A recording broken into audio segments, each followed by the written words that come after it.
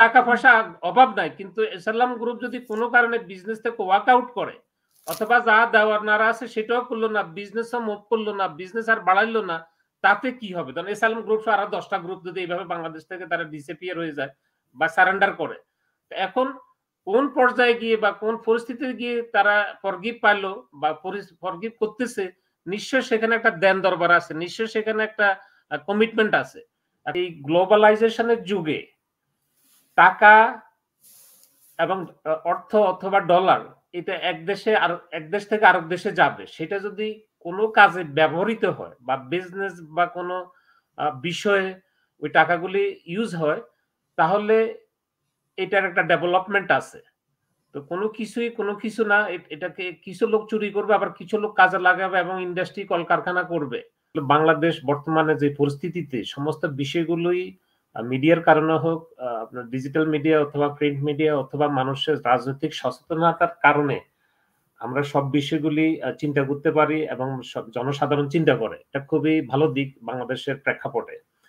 এই সমস্ত দেশে যখন এই জাতীয় বিষয় হয় বা আসে, তখন কিন্তু পার্লামেন্টে বিরোধী দলের একজন লোক দাঁড়িয়ে বক্তব্য রাখেন, আবার সরকারি পক্ষের একজন লোক এটাকে ক্লারিফাই করেন। আর সেই ক্ষেত্রে জনগণ ওইটা দেখে সন্তুষ্ট হবে অথবা না হবে। পরবর্তী যে ৪ বছর পরে তারা যদি এটা সন্তুষ্ট হয় তাহলে পক্ষে ভোট যাবে, আবার সন্তুষ্ট না হলে বিপক্ষে ভোট যাবে। Very straightforward. আন্দোলন সংগ্রাম, কথা, টক শো, বিশাল আলোচনা কোথাও নাই। তো সেক্ষেত্রে আমি যদি একটু পেছনে যাই, আমি আপনাদেরকে একটা ছোট গল্প বলতে পারি। আমার মনে হয় মাহবুব ভাই খেয়াল রাখতে পারেন। আমি নামটা হঠাৎ করে ভুলে গেছি। উনি কিছুদিন আগে মারা গেছেন। উনি আ উনি এরশাদ আমলে উনি অর্থমন্ত্রী ছিলেন এবং উনি একজন ইউএফটি টিচার ছিলেন। উনাকে ডেকে নিয়ে অর্থমন্ত্রী করা হয়েছিল। এই যে উনি বছর ২ এক আগে মারা গেছেন। উনার বাড়ি লক্ষ্মীপুর। উনি ইউএফটি টিচার। তো সেক্ষেত্রে উনার সাথে আমার প্রায় দেখা হতো, আমাদের অঞ্চলের লোক বলে। তো আমি উনাকে একদিন জিজ্ঞাসা করলাম যে, "বড় ভাই, আপনি আমাকে বলেন, এই যে আপনি অর্থমন্ত্রী ছিলেন এই সময় স্বৈরশাসনের সময়, ওই দেশে তো চুরি ডাকাতি আপনি কমাতে পারেন নাই। বরং কিছু লোক আপনাদের আওতায় গিয়ে ধনী এবং টাকা-পয়সা পাচার করছিল। যদিও ওই সময় এতটা হয় নাই।" তো উনি আমাকে উত্তর দিলেন very ক্লিয়ারলি যে, "এই গ্লোবালাইজেশন এর যুগে টাকা এবং অর্থ অথবা ডলার এটা এক দেশ থেকে আরেক দেশে যাবে, সেটা যদি কোনো কাজে ব্যবহৃত হয় বা বিজনেস বা কোনো বিষয়ে ওই টাকাগুলি ইউজ হয়, তাহলে এটার একটা ডেভেলপমেন্ট আছে। তো কোনো কিছু না, এটাকে কিছু লোক চুরি করবে, আবার কিছু লোক কাজে লাগাবে এবং ইন্ডাস্ট্রি কলকারখানা করবে।"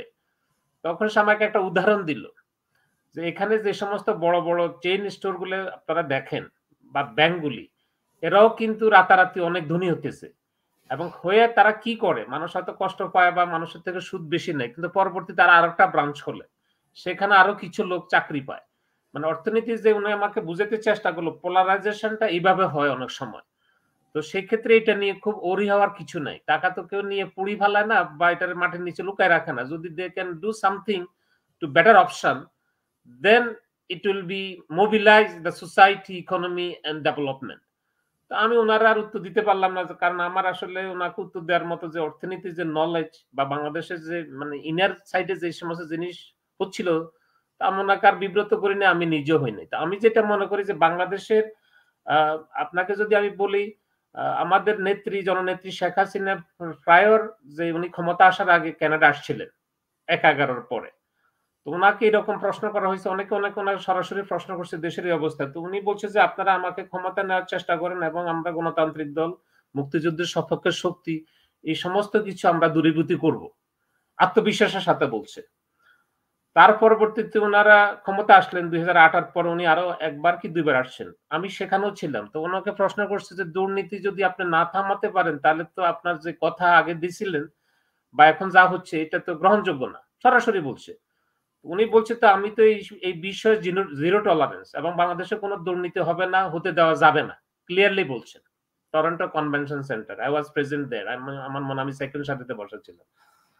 এখন সেই ক্ষেত্রে বাংলাদেশের উনি ৩ বার ৪ বারের প্রধানমন্ত্রী কন্টিনিউয়াসলি, আমি নিজে আসলে শঙ্কিত।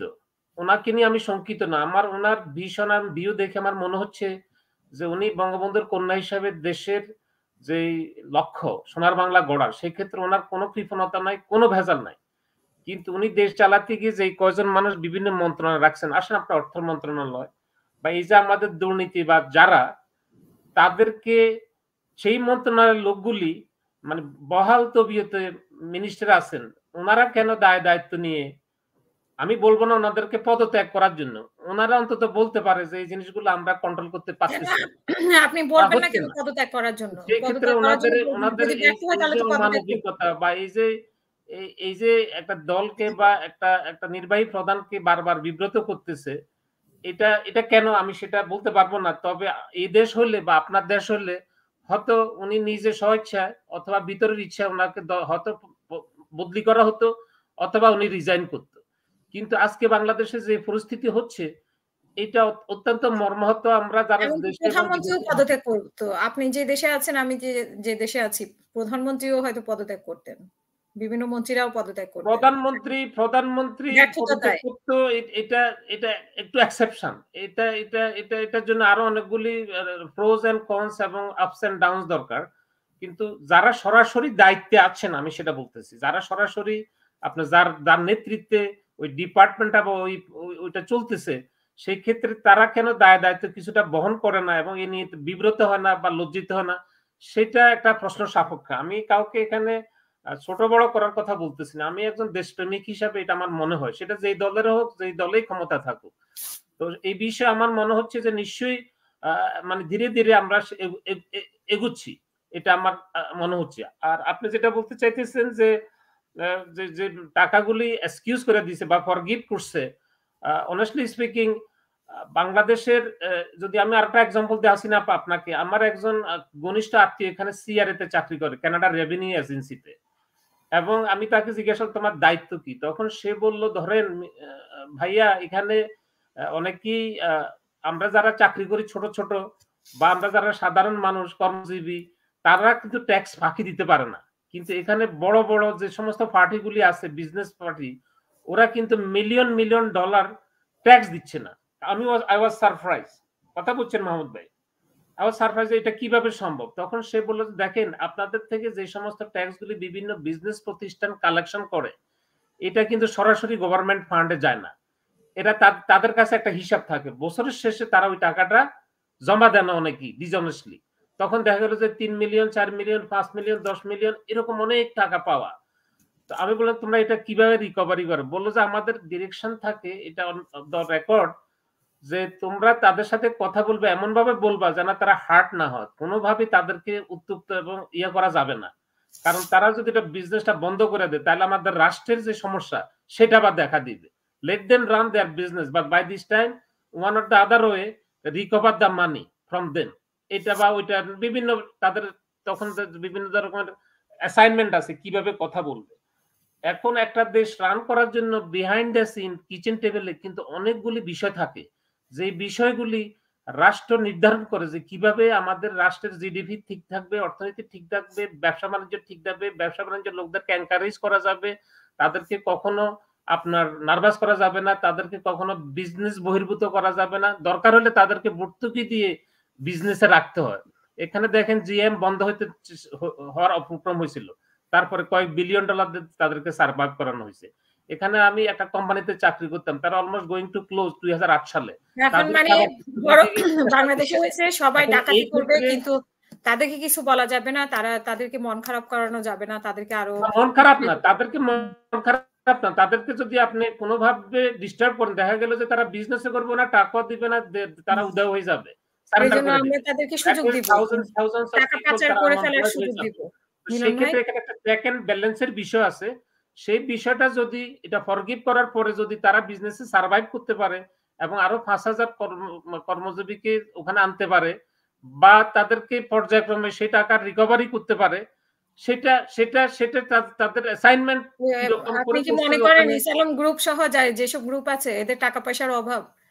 নাকি এরা পাচার এসালাম করে? গ্রুপের টাকা পয়সা অভাব নাই। কিন্তু এসালাম গ্রুপ যদি কোন কারণে বিজনেস থেকে ওয়ার্ক আউট করে অথবা যা দেওয়ার নারা আছে সেটাও করলো না, বিজনেসও মুভ করলো না, বিজনেস আর বাড়াইলো না, তাতে কি হবে? ধরেন এসালাম গ্রুপ সহ আরো ১০ টা গ্রুপ যদি এইভাবে বাংলাদেশ থেকে তারা ডিসঅ্যাপিয়ার হয়ে যায় বা সারেন্ডার করে, এখন কোন পর্যায়ে গিয়ে বা কোন পরিস্থিতিতে গিয়ে তারা ফরগিভ পাইলো বা ফরগিভ করতেছে, নিশ্চয়ই সেখানে একটা দেন দরবার আছে, নিশ্চয়ই সেখানে একটা কমিটমেন্ট আছে।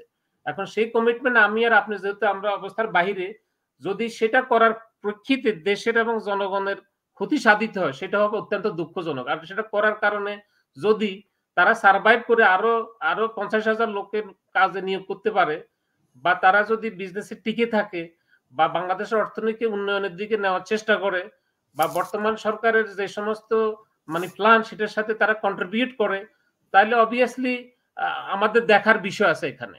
এখন আমি সবকিছুর ব্যাপারে ধরেন এখানে ট্যাক্স নিয়ে বা যেটা ফাঁকি দিচ্ছে সেটাও দিলাম না, তারপরে দেখা যায় আসলটাও পাচ্ছি না। তো দিস ইজ অল বিজিয়েবল, কারণ এখানে ধরাধরি মারামারি করার জায়গা না, কারণ এখানে হলো অর্থনীতির বিষয়। তো সেই ক্ষেত্রে সরকার নিশ্চয়ই তাদের থেকে একটা কমিটমেন্ট বা তাদের থেকে তাদের ভবিষ্যৎ প্ল্যান তারা কি করতে চাইতেছে সেটা নিশ্চয়ই তারা জানে। সেখানে দেন দরবার আসছে আমার মনে হচ্ছে, এবং অবভিয়াসলি যদি সেই ফরগিভ করার কারণে রাষ্ট্রের অর্থনৈতিক ক্ষতি বা সাধন হয়, সেটা আসলে খুব সমীচীন হবে না।